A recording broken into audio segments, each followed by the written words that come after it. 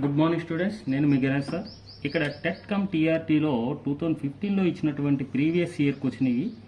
ఇక పైన చెప్పేవన్నీ కూడా మనకి తెలుగు అకాడమీ బుక్లో ఇచ్చాడు, కానీ ప్రీవియస్ ఇయర్ క్వశ్చన్స్ కూడా ఇవ్వడం జరిగింది. దాదాపుగా టోటల్గా 97 క్వశ్చన్స్ అనేది ఇవ్వడం జరిగింది. ఆ 97తో పాటు మనకి మెన్సురేషన్ టాపిక్ సంబంధించి ఫార్ములాస్ ఎలా డెరైవ్ చేయబడ్డాయో అన్నిటినీ కూడా మనము క్షుణ్ణంగా ఈ క్లాస్లో చెప్పడం జరుగుతుంది. కాబట్టి ఇక్కడ ఫస్ట్ క్వశ్చన్ చూడండి. 44 సెంటీమీటర్స్, 30 సెంటీమీటర్స్, 15 సెంటీమీటర్స్ కొలతలు గల దీర్ఘగణాన్ని కరిగించి 28 సెంటీమీటర్ల ఎత్తుగల స్తూపంగా తయారు చేసిన ఆ స్తూపం యొక్క వ్యాసార్థం ఎంత అని అడిగాడు. అసలు ఒక దీర్ఘగణాన్ని తీసుకున్నాడు.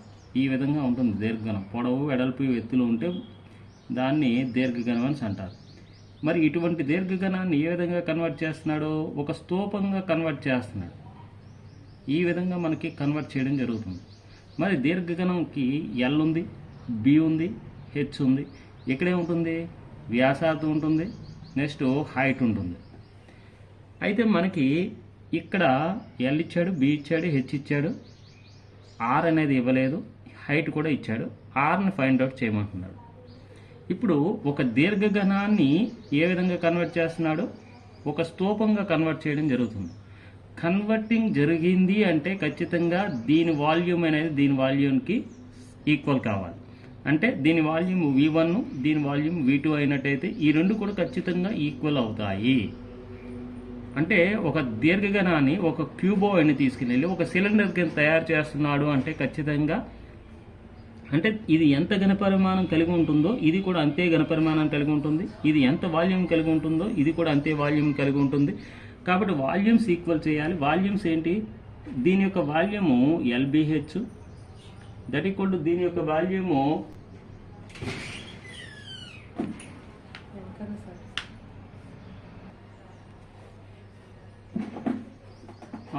దీర్ఘగణం యొక్క ఘనపరిమాణం LBH. ఇక్కడ మనకి ఈ స్తూపం యొక్క ఘనపరిమాణము πr²h.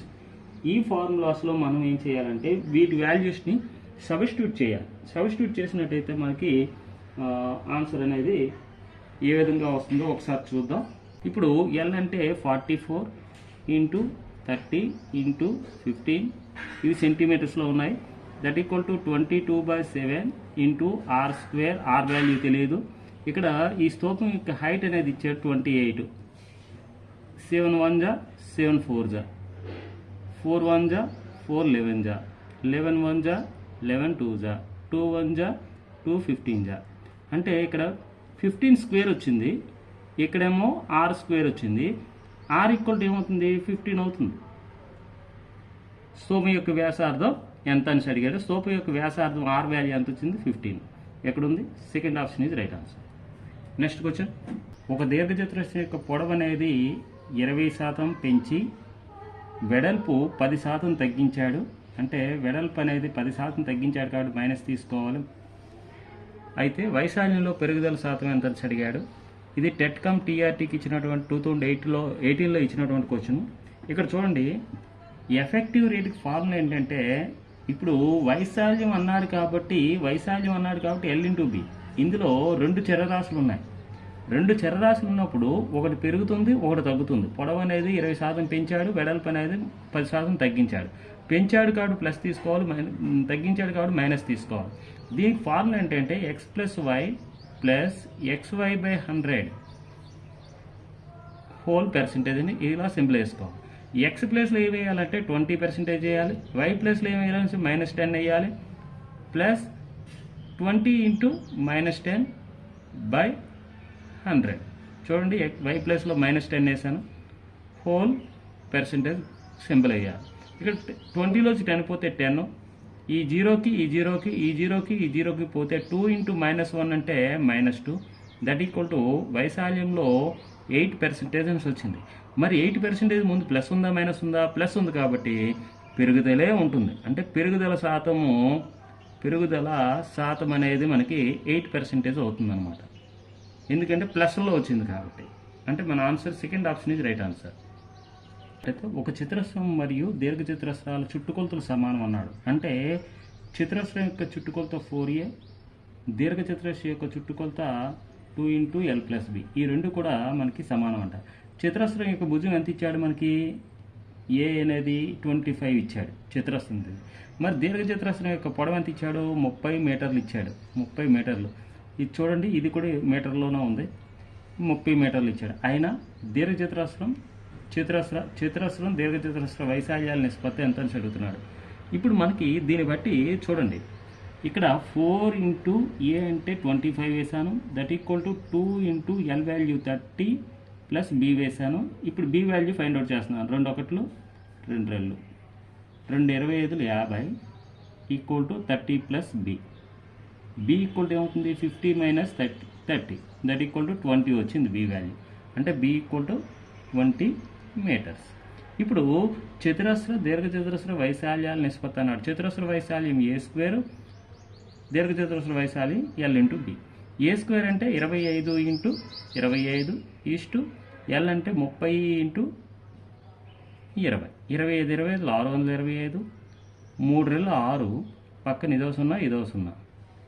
ఇప్పుడు 25 25 625, 25 24 600. అంటే మన ఆన్సరు ఇదేమో చతురస్ర వైశాల్యం, ఇదేమో దీర్ఘచతురస్ర వైశాల్యం. ఈ రెండింటి నిష్పత్తి అనేది 25:24. ఎక్కడుంది? Third option is right answer. ఈ క్వశ్చన్ కూడా టెట్కమ్ టీఆర్టీ 2018లో ఇచ్చినటువంటి క్వశ్చన్. మనకి టెట్కమ్ టీఆర్టీలో మనకి 2018లో ఇచ్చినటువంటి క్వశ్చన్ ఇది. 2018లో ఇచ్చాడు. ఈ 2018లో ఇచ్చినటువంటి క్వశ్చన్ చూడండి. ఒక ఆట స్థలం ఉందంట. ఆట స్థలం అర్ధగోళంపై నిటారుగా నిలబడిన శంకు వలె ఉంది. ఒక అర్ధగోళం ఈ విధంగా ఉంది.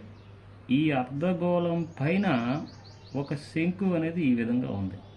మరి అర్ధగోళం యొక్క వ్యాసార్థం ఎంత ఉంటుందో శంకు యొక్క వ్యాసార్థం కూడా అంతే ఉంటుంది. అయితే శంకు యొక్క భూవ్యాసం అన్న అర్ధగోళం యొక్క భూవ్యాసం అన్న ఒకటే.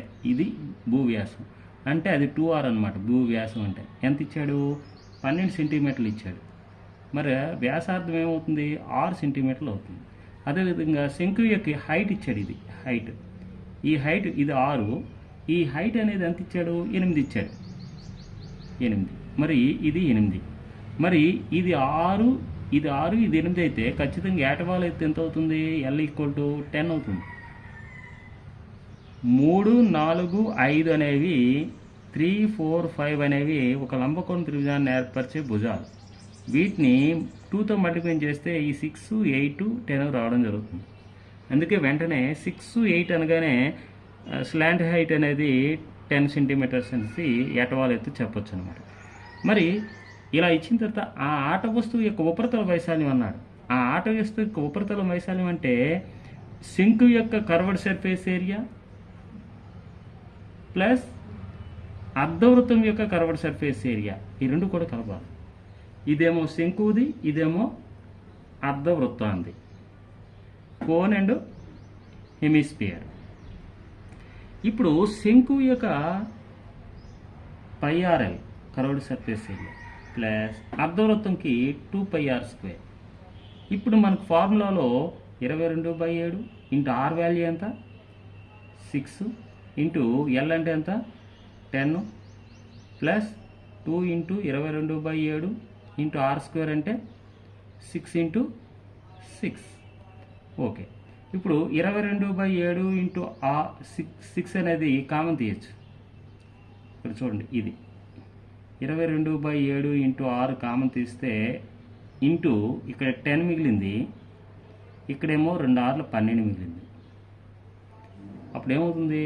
22 into 6 into 22/7 that equal to మనకి ఎంత రావడం జరుగుతుందంటే 22 484 ఇంటూ 6 అంటే 6 4 24, 2 6 8 48, 50, 5 6 4 24 25, 2504/7.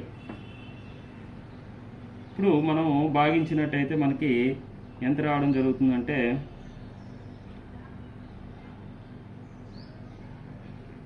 ఎంత వస్తుంది?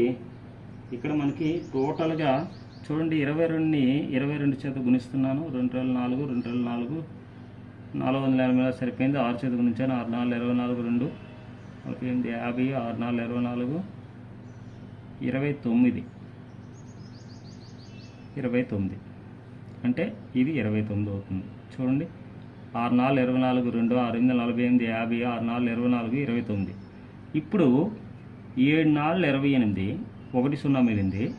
7 1 7 ఇంకా 3 4 మిగిలింది. 7 4 28 3 4 28 పోతే 6 మిగిలింది. 7 8 56 ఇంకా 4 0 మిగిలింది. 7 5 35 414.85 వచ్చింది. ఎక్కడుంది? దగ్గరగా. థర్డ్ ఆప్షన్ ఇది right answer. Okay, next question. ఒక సమబాహు త్రిభుజం యొక్క ఎత్తు ఇచ్చాడు ఎక్స్, అయినా దాని వైశాల్యం సెంటీమీటర్ స్క్వేర్లో అడిగాడు. ఇది టెట్కమ్ టీఆర్టీ 2018లో ఇచ్చినటువంటి క్వశ్చన్. ఇలా మనకి ఆప్షన్స్ ఇవ్వడం జరిగింది. ఒక సమబాహు త్రిభుజం ఈ విధంగా ఉంటుంది. అన్ని భుజాలు సమానంగా ఉంటాయి. ఒక భుజం ఏ అనుకున్నట్టయితే దాని హైట్ అనేది ఖచ్చితంగా √3/2 ఏ అవుతుంది. మరి మనకి హైట్ ఇవ్వడం జరిగింది. హైట్ √3/2 ఏ ఈక్వల్ టు ఏమవుతుంది? ఎక్స్ అవుతుంది. ఎక్స్ సెంటీమీటర్స్ ఇచ్చాడు కదా. ఏ ఈక్వల్ టు ఏమవుతుంది? 2x/√3 అవుతుంది. 2x/√3 అంటే ఈ 2 వెళ్ళి ఎక్స్ని మల్టిప్లై చేస్తుంది, ఈ √3 డివైడ్ చేస్తుంది. ఇప్పుడు మనకి ఏమవుతున్నాడు? దాని వైశాల్యం అడిగాడు. దీని యొక్క వైశాల్యం ఫార్ములా ఏంటి? √3/4a² that equal to √3/4 a² అంటే ఏ అంటే ఇది వచ్చింది కదా, 2x/√3 హోల్ స్క్వేర్. ఇప్పుడు చూడండి √3/4 2 2s are 4 x into x x², √3 whole square అంటే 3. ఇప్పుడు ఈ 4కి క్యాన్సిల్ అయింది. ఇక్కడ చూడండి √3 ఇంటూ x² బై ఈ 3 అంటే అర్థం ఏంటంటే √3 into √3 that equal to √3 whole square. ఈ స్క్వేర్కి రూట్కి పోతే 3 వచ్చిన అంటే ఈ 3ని ఎలా రాయొచ్చు? ఇలా రాయొచ్చు అనమాట. అంటే ఈ 3 నేనేం రాస్తున్నాను? √3 ఇంటూ √3 అని రాస్తున్నాను. అప్పుడు ఈ √3కి క్యాన్సిల్ అయితే మనకి x²/√3 ఆన్సర్ అవుతుంది. ఎక్కడుంది? x²/√3. First one is right answer. ఈ క్వశ్చన్స్ చెప్పే విధానం మీ అందరికీ నచ్చినట్టయితే లైక్ చేయండి, షేర్ చేయండి, అదేవిధంగా సబ్స్క్రైబ్ కూడా చేసుకోండి. Okay, thank you. నెక్స్ట్ క్లాస్లో కలుసుకుందాం.